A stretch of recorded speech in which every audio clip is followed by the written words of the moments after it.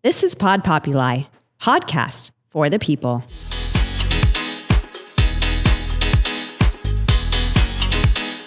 Hi, this is Jamie Diaz. Welcome to Barks to Basics. I'm here with my friend Cheryl VanVoorhies. I always pronounce her name wrong. Hi, Cheryl. Hey, Jamie. Thanks for having me. Thank you. So today is a controversial topic, which I was just saying to Cheryl. It should not be a controversial topic. We are going to dive in a little bit to shock collars, which I have here, right? So the shock collars, if you're just listening, you can't see, but if you go to the YouTube, you can see a remote with the little kind of prong things here that deliver an electric shock or a beep or just a buzz that we'll kind of get into all of that. But Cheryl worked for how many years with a veterinarian behaviorist, Dr. Lisa Radasta? About 14, at least a decade. Okay. Plus. 14, let's not age ourselves. Yeah, for not too bad. 10 or less years now. Around 14 years. So Cheryl has seen the downfall from these and everything else, but we really wanted to present facts. So I have 10 things that we're going to go through, and if there's obviously stories that kind of validate any of these, I would like you to jump in and I'll kind of say my experience. So the thing about shock collars is that they work, right? Shock collars do work.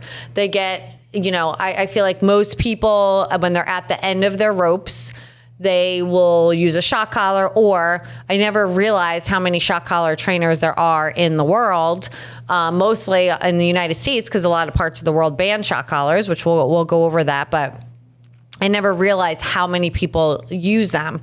I used to get really upset. I still get upset, but I used to get more angry at the client. And how can you do this to your dog? And it's abusive, which I do think it is abusive.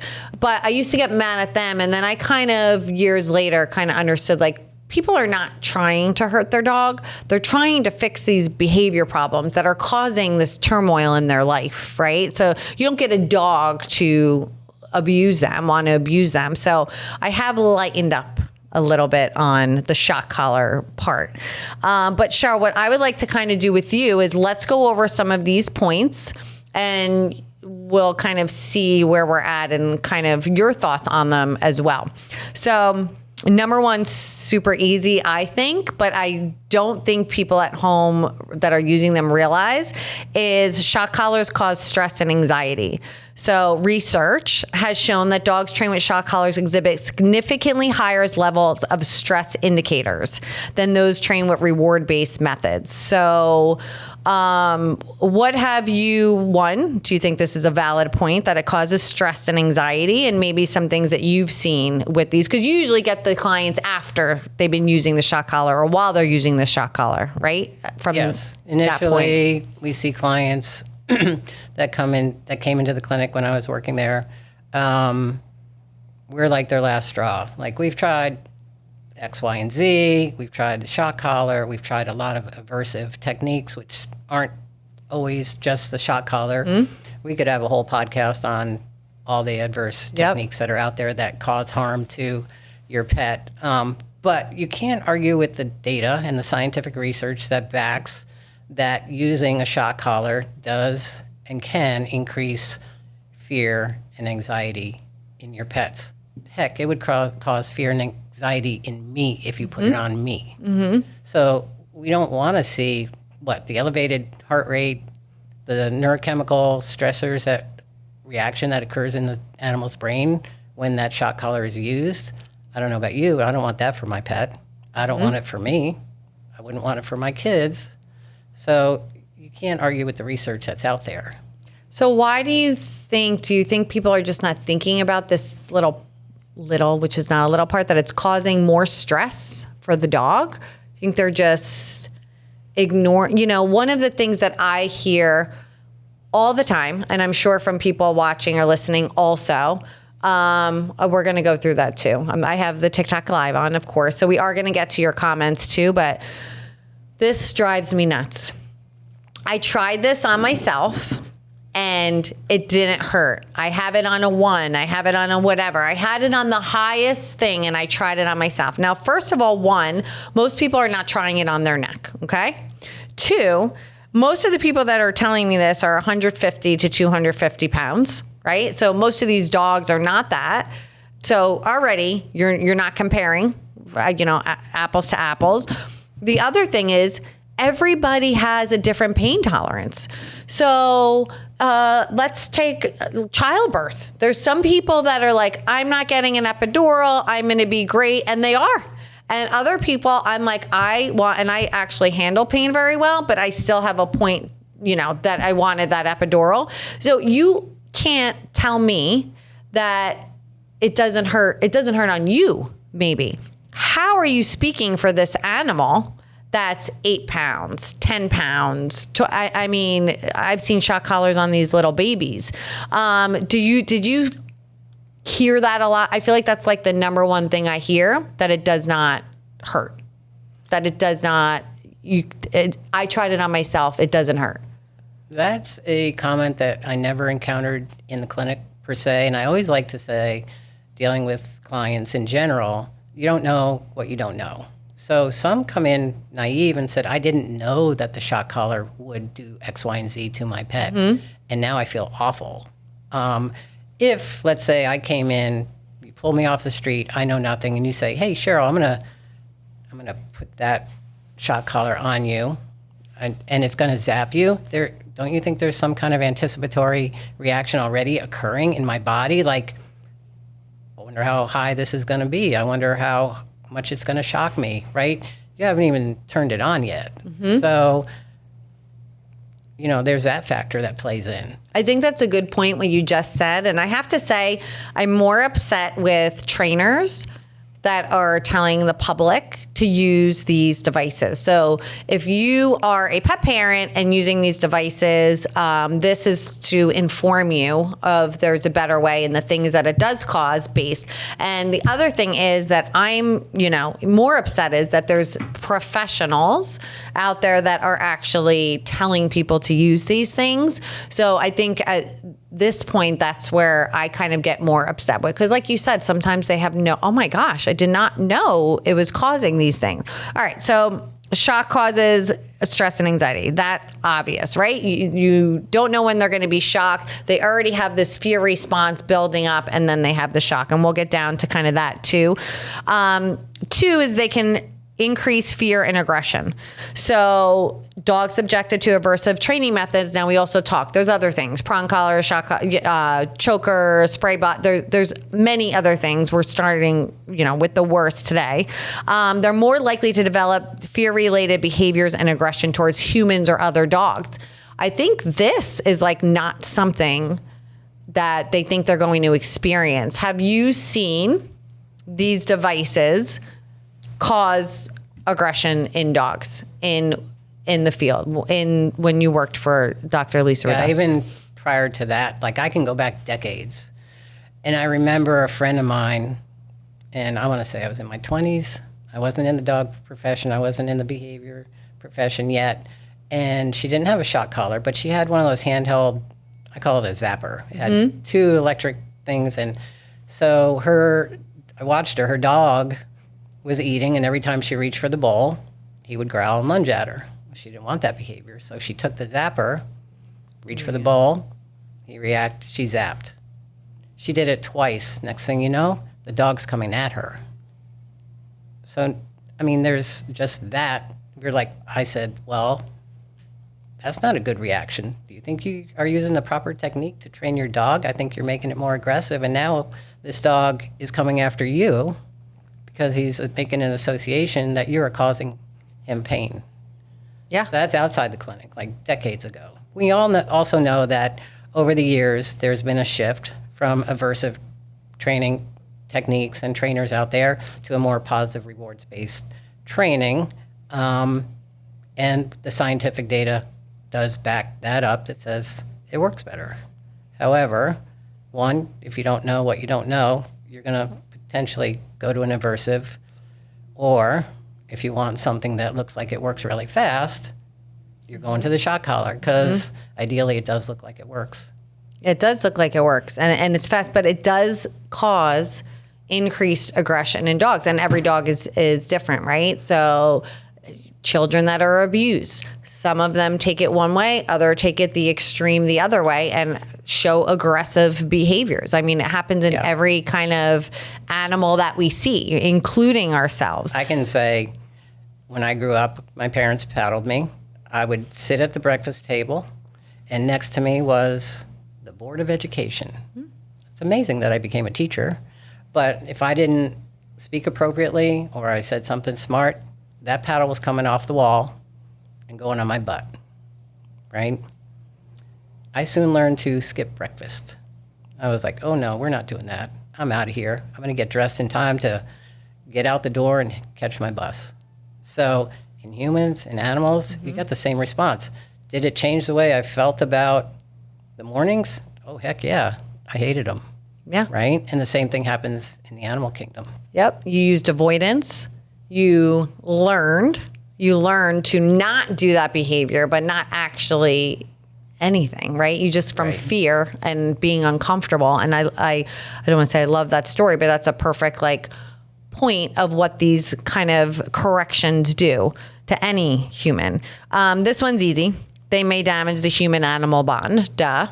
Yeah. So let's say you and I I'm going to use my snake analogy. Mm-hmm. I don't like snakes. You put a shock collar on me. We're walking down the street. We see a snake. I'm looking at it. You zap me. Okay? That didn't feel good. Second time we see a snake, you zap me again. Now, all those neurochemicals are like, okay, so when I see a snake, I'm not going to react at all because I know that pain is coming. And also, I've now linked it to you're walking next to me and you are controlling that little zapper. I'm not going to like you very much anymore. So you are not creating a positive bond. We're creating a negative bond where pretty soon you come over and say, hey, let's go for a walk. I'm like, nope, not going with you. Yep, exactly.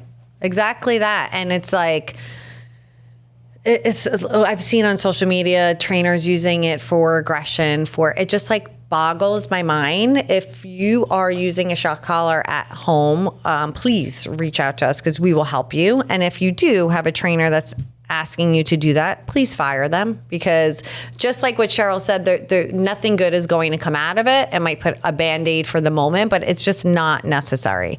So like you said, the human-animal bond, you're going to stop wanting to go for walks with this person because even if you're hiding the buzzer, they don't know where it's coming from. It's still the association that you're there, right? You're there with this animal and this is happening. They don't need to see you pressing the button. And like with my friend, a lot of times now the dog is trying to bite you because it's made the association that you're causing the pain. Yeah. So it's a redirection towards. Yeah.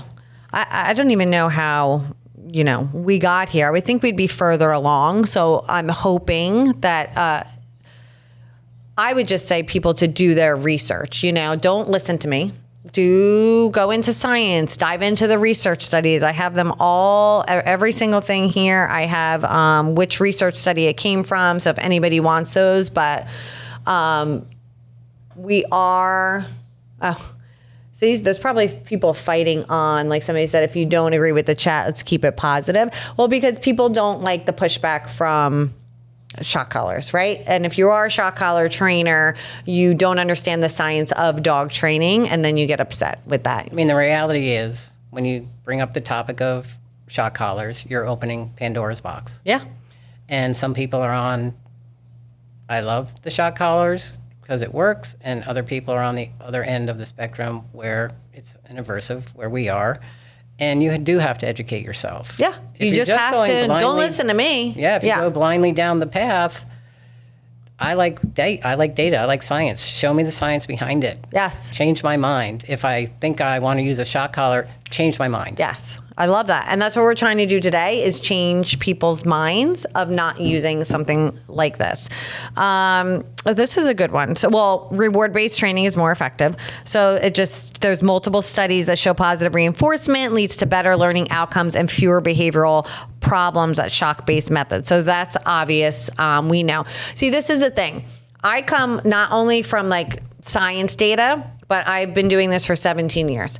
I've never used a shock collar. I've trained dogs that have killed other dogs, that have sent people to hospitals, that have done different things. And if I ever dare to use anything like correction with these animals, it would be another story. But I have my own data that I've been successful to be able to train all of these behaviors, not to like perfectly, through training and management. Right. Some animals can only get to a certain part, but I'm sure you have your own data too, that you usually get them after they're kind of messed up with the collars. Using the shock collar looks like you got a quick fix. Mm-hmm. Do you want to create the negative association with the shock and the behavior and kick it into submission? Or do you want to work on the emotional aspect of how your dog feels in a situation that's causing him or her concern about, another dog, right, on a walk, another dog. Do you want to shock that into submission so it looks like your dog is walking nicely? Or do you want to work on the emotional aspect of when my dog sees the other dog from a uh-oh to an oh boy, it's not so bad anymore. It may take a little bit longer. It's not an immediate response and outcome, but it's a much more positive, and it's changing how they feel in general. Yeah, you're changing how they feel about that. So I'll give you a perfect story. I do evaluations for the therapy for a therapy group, and I was doing one last week.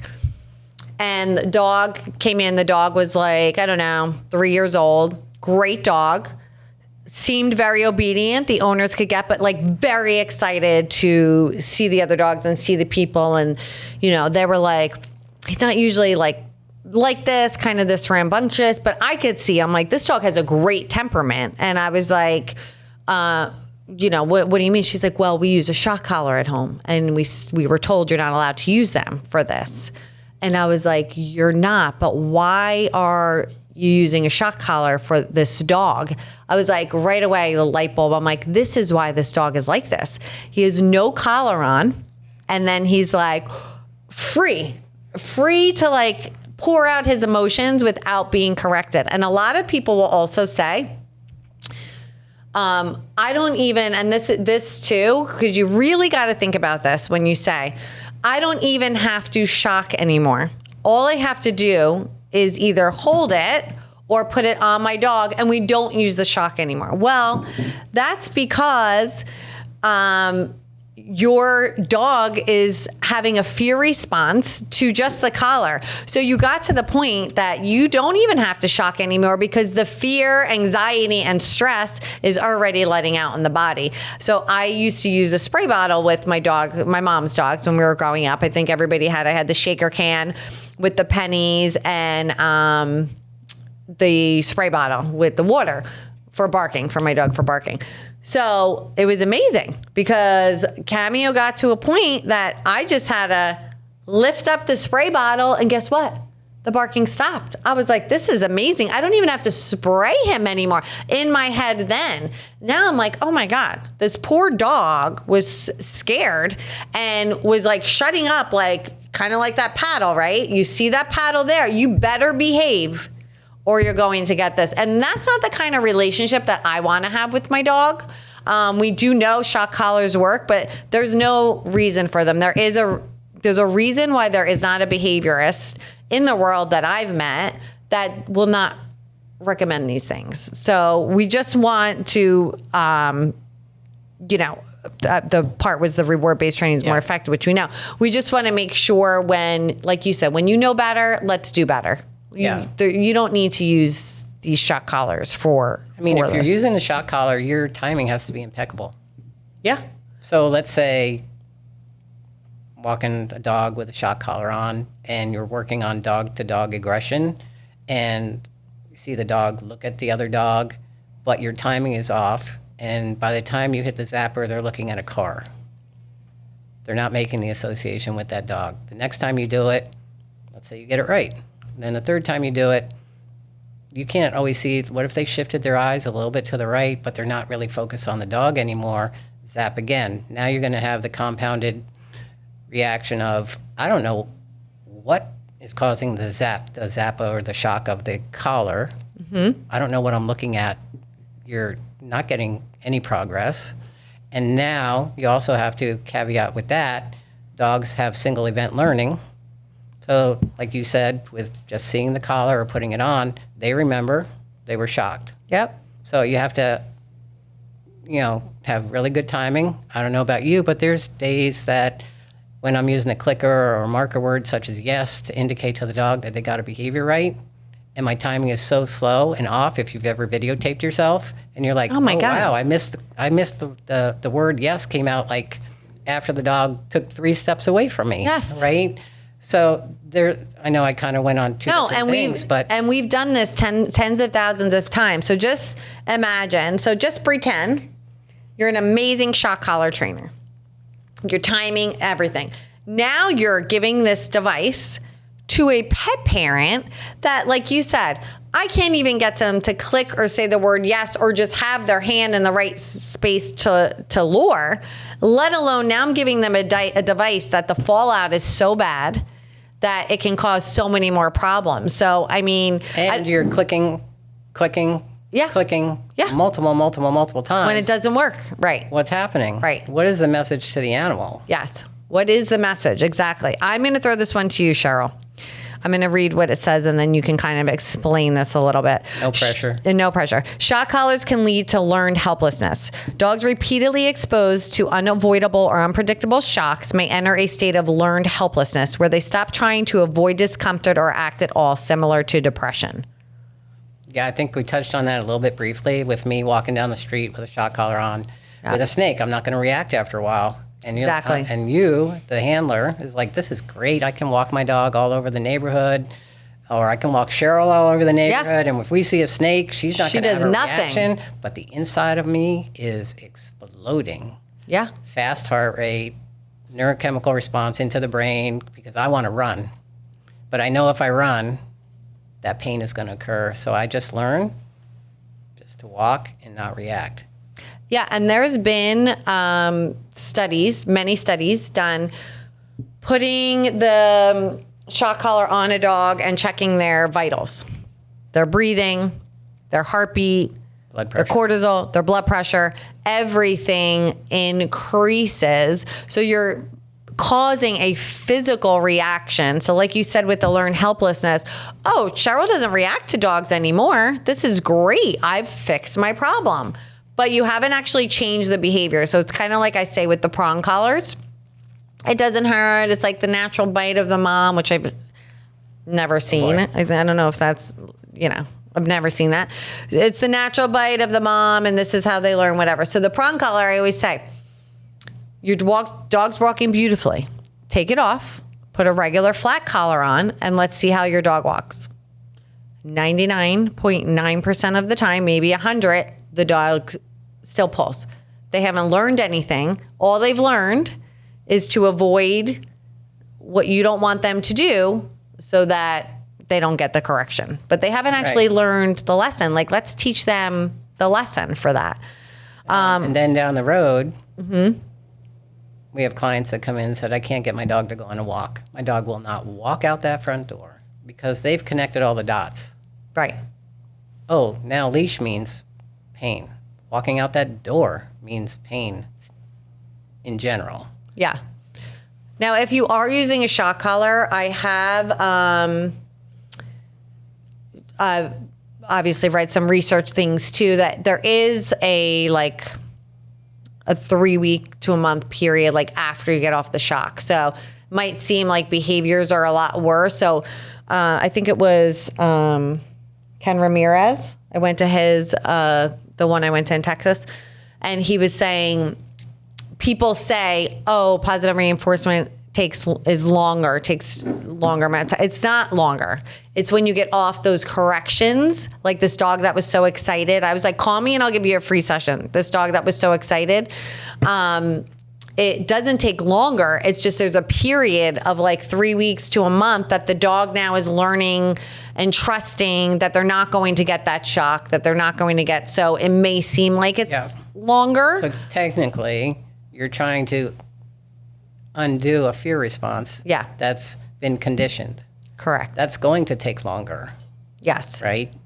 But in a general. parent's eyes, they might say, it's taking longer. It's been a month. We're not getting any, reaction to that. So there is, if you are using a shock collar, there you can stop and we can help you not use it. But there is that little kind of. I mean, yes, absolutely. Because in the clinic, like I said, way at the beginning of this chat that we're having about shock collars, clients would come in and they've used a shock collar in the past, but their dog has gotten worse.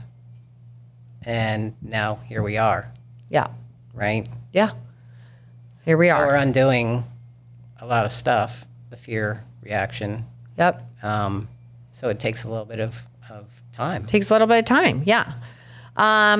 Unpredictable punishment increases confusion.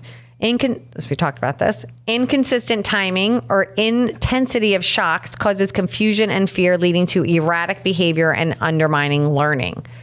So the dog does not know what he's getting shocked for, right? So he's getting shocked, it's not working, getting shocked again. Again, people get trigger happy, not meaning to, but if it's not working, maybe he didn't feel that one. Just like we repeat a cue. Maybe maybe it didn't work that time. Let me put this up a little bit and then try it. So then for the dog, they're like, what the heck is whatever you were shocking them from is already past, right? So these all kind of tie in together, but I do think I really just don't know why and I will go into some comments. I don't know why people still I know why people still choose to use them, but I know people are smarter than that. And if they just dug the tiniest bit into the research studies or, AI research studies that you can look at, you would find them. I would say to owners, just do your research. Yeah. Let the data show you the right road to go down. Right. Like my mom used to get hit with a ruler in school. And the nuns used to tie them in the closet, all this crazy stuff. They made her chop her hair because she was playing with her hair. Crazy stuff that anybody else now would be arrested for. But we learned that's not the best way. Right? So when you learn that's not the best way, you change that. So, that's what I'm trying to do today. So the unpredictability punish increases confusion. For 8, they can cause long-term emotional trauma. Even after training ends, dogs may retain anxiety and fear associated with shock collar use, showing lasting behavioral changes. This is the thing. It's like any animal, again, some people can get into a car accident, say a fender bender. Some can get into a fender bender and be like, oh, no big deal. I'm going to get right back in the car and be fine. And other people can be so freaked out from this fender bender that they don't want to get back in the car. And I feel like it's, or things might come up. How many of us have trauma from later, later you think of things and you're like, oh my God, like this paddle, right? How old were you when you're still oh yeah, remember this paddle and this scenario and kind of everything. Same with my mom I did get the wooden spoon, but again, I didn't think it was funny, but I thought it was funny that she was and I more would ridicule her and laugh at her for doing it. Whereas somebody else, it could have really shut them down and caused damage. It's like we were saying with you're not leaving until you eat your broccoli. Well, guess what I learned to do? Hide my broccoli, right? So I didn't learn to eat my broccoli. I learned to get around the system. I mean, everybody has different coping skills to each scenario. Same with the animals. They're going to have different coping skills. Some are going to just say, I'm just going to keep going so I don't get the shock. Others are going to potentially redirect towards the owner or the person that's manning that shock. It depends. I mean, I feel like even hearing long time trauma from these shock collars. And I do see when dogs have been on them a long time, they're pretty erratic when they get off. They kind of have this freedom and don't know what to do. So I think it's really important that if I say to you, Cheryl, you're going to use this. It's going to work, but it's going to cause some long time trauma with your dog. But don't worry, you won't really see it as long as you keep it on because your dog's not going to really feel anything. I think you'd say, wait a second. Yeah, not happening. That doesn't really sound like something that I want to do with somebody that I love, something that I love. This is another big one. They are banned in many countries. So Due to animal welfare concerns, shock collars have been banned, strictly regulated in countries Germany, Scotland, Austria, and parts of Australia. Why do you think we're so behind here? Like, do you ever foresee a time in the United States that we actually get a ban on these things? I hope so. Absolutely. Like we've said, let's get the education out there, and also where people are seeing the results from the positive rewards-based training and not the aversive. Right. Sometimes it takes longer. I think it's Just taking the us same too as long. the dog profession certifications. True. They're not mandatory. True. I wish they were. Yeah. Just so everyone knows, I have gone through this before. There are no regulations in dog training. So another thing, if you guys are using a trainer that is suggesting a shock collar, any of these things, one, I would like to ask them, when's the last time they've taken a course? What course have they taken? Who do they follow? What kind of, because having these certifications, there's no regulations, but when we have our CPDT, you've graduated from Gene Donaldson, I graduated from a school, like we're always continuing this education. So when you meet a trainer, which I also find too, by the way, that there's a lot of poor positive reinforcement trainers out there that don't know what they're doing. I mean, I was always force free, but some of the things that I would do that I thought was helping, I'm like, oh my God, I can't believe I would do that, you know? So I think people find a poor positive reinforcement trainer. They don't get the results. Well, what's the next thing? I tried that. I tried going that route, so it's not working. I think you need to find somebody that's experienced in the issues that you're dealing with and that they have a certificate. And it's very easy to find, especially for the CPDT. You can actually any school, any dog training school, you can look up. I'm sure your name is on a list, yeah. right? A list of things. So that would be number one, which I think maybe people don't know that when they're hiring a trainer that you can actually look up their certifications. You can look up what they have. So I think that's number one. I think it's such a disservice for a lot of these trainers out here that are suggesting to use these things. And all I can say to people is really use your better judgment and do the tiniest bit of research. Yeah, I would say do your research, and I would also say know your strength. Yeah. Like, what as a dog professional, do you just want to work with basic obedience?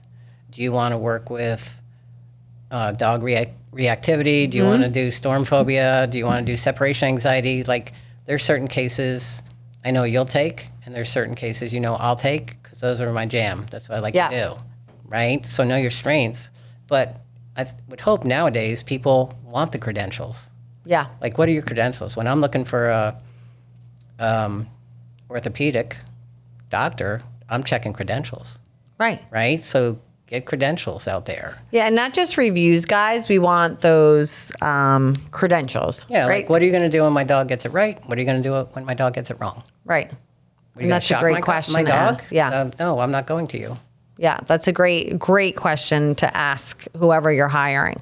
I'm going to do this last one, and then I am going to get to some, because there are a bunch of comments and questions on the TikTok. Leading veterinarian organizations oppose them. So major organizations like the American Veterinary Society of Animal Behavior, AVSAB, that I do always quote from, and the British Veterinarian Association, BVA, strongly discourage the use of shock collars. So there's kind of like tiers, right? You have like a basic doctor, and then you have somebody that specializes, and then you have all the. I don't want my primary physician doing brain surgery on me, right? So these veterinarian behaviorists are the top of the. I mean, they've done more work. They've done more education. They've done more research study. They've done more than all of us have done. So it's like, why aren't we listening to, these are the professionals that we need to be. You don't have to listen to me. The residency that they have to do before they're board certified veterinary behaviorist is intense. It's intense, right? So you had a lot of, I'm going to go look at some of these comments. You had a lot of those at the office, right? What was it, a year that they'd have to do? 3 years. 3 They years? have to do research. There's a big list of things that they have to get checked off and passed and before they can even sit for their boards. Oh. It's very intense. It is intense. Let's see some of these. Been using shock collars for years in ground fence and remote for 2 golden. So, okay, this is another problem in Florida with shock collars is a lot of these communities are gorgeous and they do not allow fences. And I understand. I just bought this big piece of property. I have this beautiful yard and I'm not allowed to put a fence. So my dog cannot. So what is the cheapest, easiest way? I'm going to get an electric shock, which is the same thing as an electric fence. So I'll tell you my story. So first of all, by the way, I have had my trainers try these. And trainers that I've worked with previously, one of them lost feeling in her tongue when she got the shock. One of them threw up. I can take it because I'm better with pain. But again, it's like the same shock on the same person. Are you laughing because you want me to shock you? I wanted to shock you today, but this isn't charged because I've had it in a box. Well, I'm grateful for that. I would have tried to shock you. So the thing with the fences. So I'll tell you my kind of thing with the fence. There was 2 Goldens. We were in wherever we were, and she was like, explaining the shock on the fence. And I was like, can I hold the collar for the fence? Yes. Don't go past the flags because it'll shock. So I said, okay, it was in the front yard. So I started walking and it was about, 10 feet before the flag, I got shocked. And the mind blank that it did to me as I was walking and I see the flags and I'm like, all right, the flags are here. It's not going to shock me until I get here. And then getting shocked before it. Then I didn't want to walk anywhere in the yard. Then I'm like, I don't want to go anywhere where this shock, where the shock is. So obviously I gave it back, but it was like, wow, can you imagine these dogs? They see the flags. They were trained on the flags. By the way, you could do border training which I have done successfully many a times with flags without a shock. You can train the dogs. Don't go past the flags. Positively, yes, without a shock. So, what is your experience with fences, and do you see the same kind of thing as a regular shock collar? Yeah, so think about this. I'm a dog. I'm running through the yard. There's an electric fence. I see a rabbit. I take off. I'm running through the fence. I don't care about the shock. What are the chances that when my owner calls me back, that I'm coming back through that fence?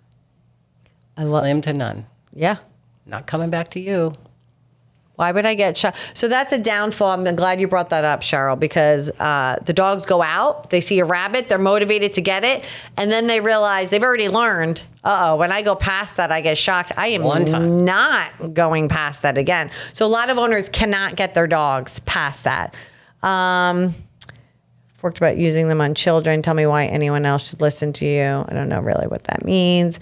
How to get my 9-month-old toy poodle to stop growling and barking at dogs on a walk. So all of these things can be worked on without. So I know Cheryl does, right? Reactivity and. Yeah. Can I address that growl? Yes. I love dogs that growl. Yeah. They're telling me something is causing them concern. Right? Yeah. So listen to the growl. Yes. Because if you disregard the growl over time, then the dog or the animal says, well, I've been trying to tell you that's freaking me out, and I don't want to go near that X, Y, or Z thing, but now you're not listening. So now the growl goes away, and now I'm just going to go to the bite. Right. Same with, say your dog is, fearful of people reaching for them to pet them, and they're not listening to the growl. Well, guess what? Growl goes away. Next thing we know, that person's getting a bite. Yeah. So learning yes. body language and understanding what your dog, cat, whatever animal it is telling you is key. Yeah. And it never, ever, that's why I'm saying these professionals are telling people when the dogs are growling, they're showing aggressive behaviors to shock them. It's like crazy town to me. But we can help you, Olivia, with your dog.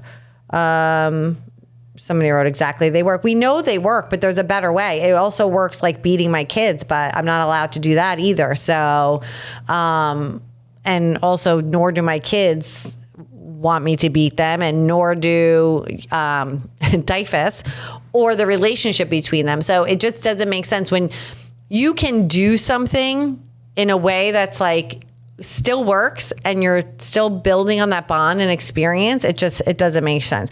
Shock's a last option most of the time, but I use the beep. Same. It's already been conditioned. It's already been conditioned, Mike. We've already been conditioned. You're already creating a fear response in your dog. And Mike is a perfect example on here.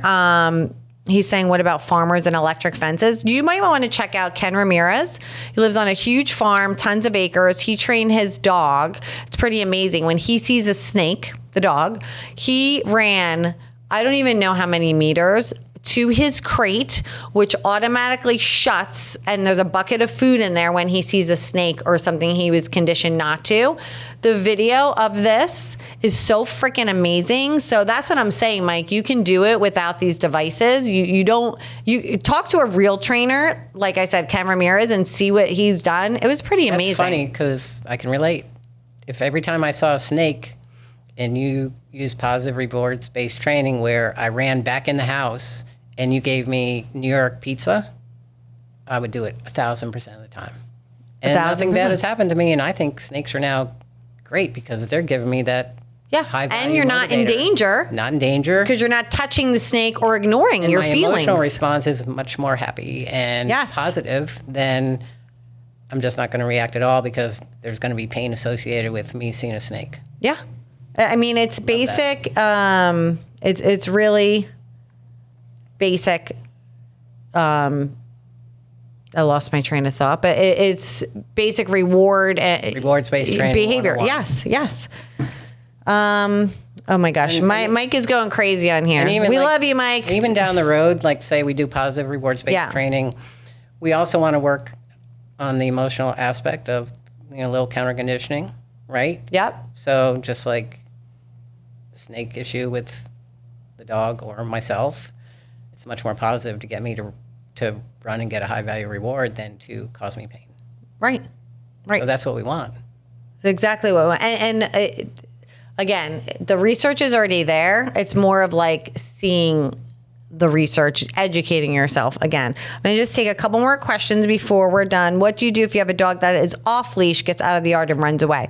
I like to do whistle training. I like to, I would say any dog that doesn't listen, you haven't taught the skill appropriately or they haven't been reinforced appropriately. So if your dog doesn't come when called, I've been really big on this, like with my clients, like we and my trainers, we as the teacher have to change it, right? If you're asking the dog the same thing and he's not responding, it's teacher error. I'm not just going to throw a shock collar on so I get that response. I, as the teacher, have to kind of switch that. So if your dog is not coming when called, we have to go back to basic teaching and recall. Basic skills. Yeah. I have a funny story. A friend of mine shamed me.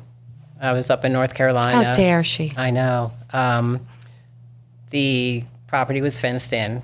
A lot of acres, and called my dog. She didn't come, and she said, "Your dog's recall is awful." And I was like, "You're right. I should work on it." So I was up there for about a week, and I worked on it every day with some high-value real chicken.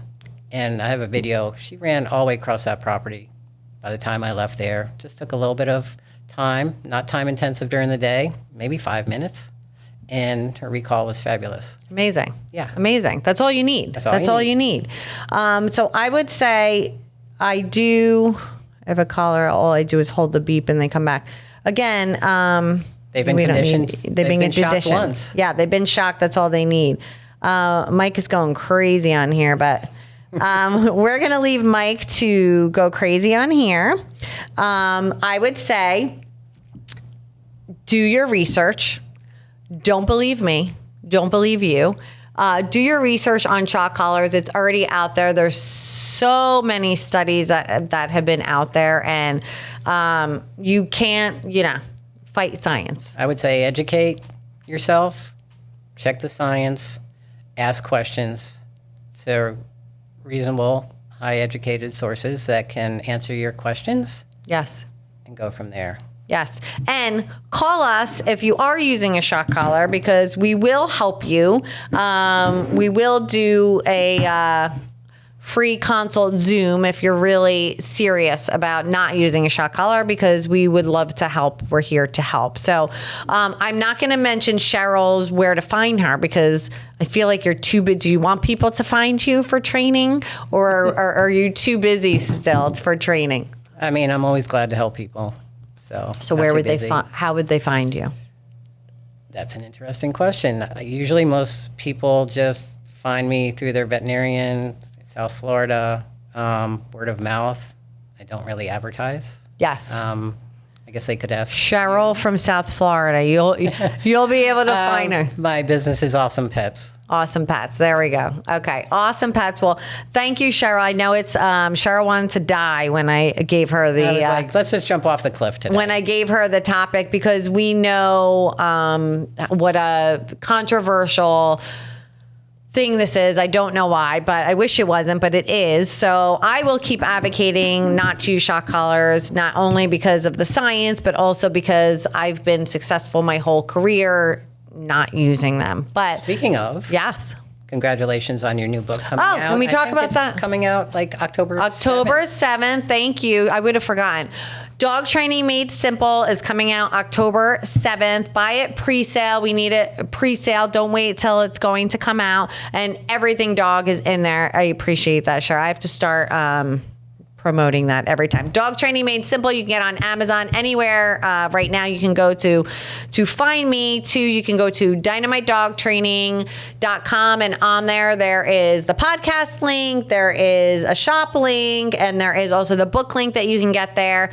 You can listen to us wherever podcasts, you can hear podcasts, so Audible, Spotify, Apple Podcasts. Also, we post the video on our YouTube, so if you would like to see me and Cheryl in action on video. But thank you again, Cheryl, and thank you. This is Jamie Diaz with Barks to Basics, and buy the book, Dog Training Made Simple. See you next time.